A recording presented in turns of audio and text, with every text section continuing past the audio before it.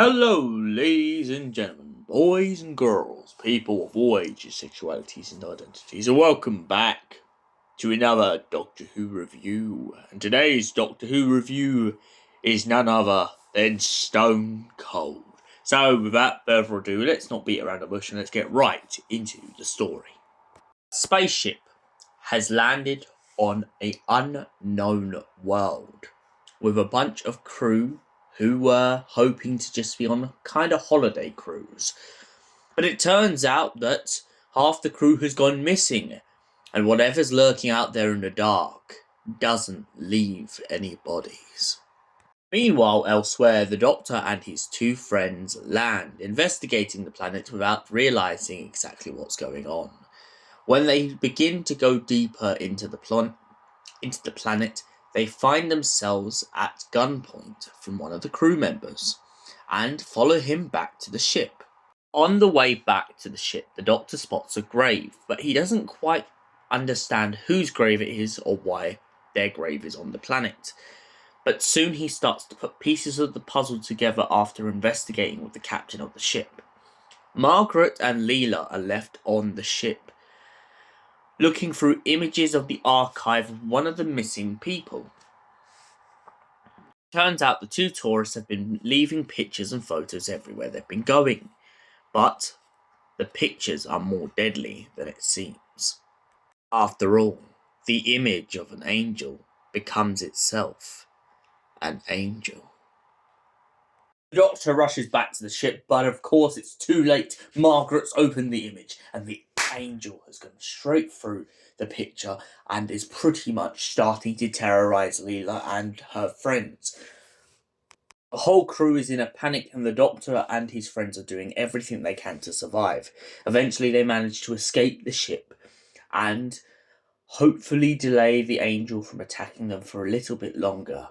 But of course, this is a base under siege sort of story, and people slowly but surely begin to get taken out one by the angel.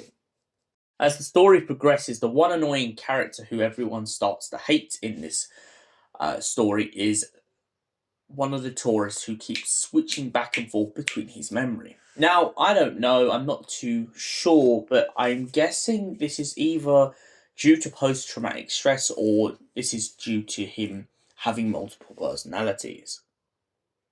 But as the story begins to play out, one of the angels takes advantage of this and essentially uses him as a beacon. The only problem for the angel is unless the angel is close enough to him, it can't use him as a surrogate to talk through as a mouthpiece.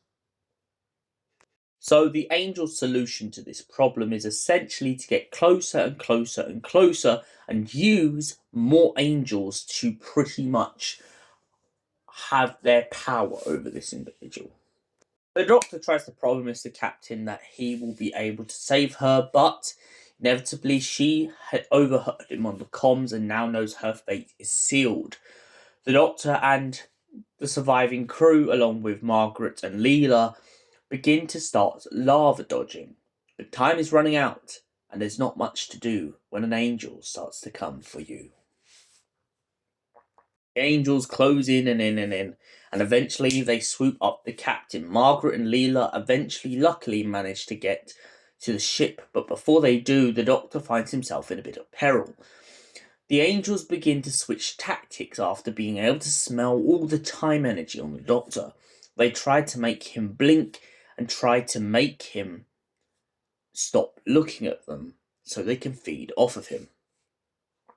This after the Doctor, of course, tries to give them an option. He tries to offer to help them get off of this planet, but instead they choose the latter.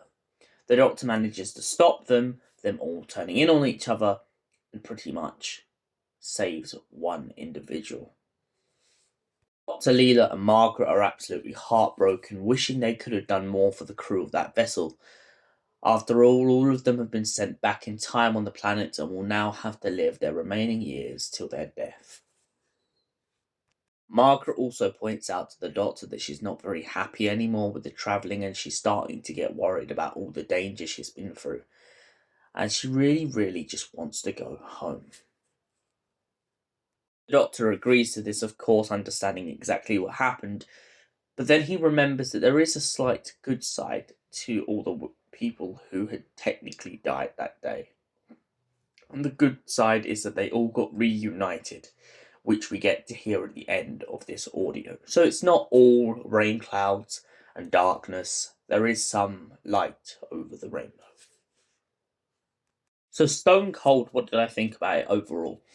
I like that it uses some of the elements from series 13 with the whole angels being able to conjure and pretty much take hold of people. The fact that the evolution of the angel keeps changing and changing in all these stories is really significantly good.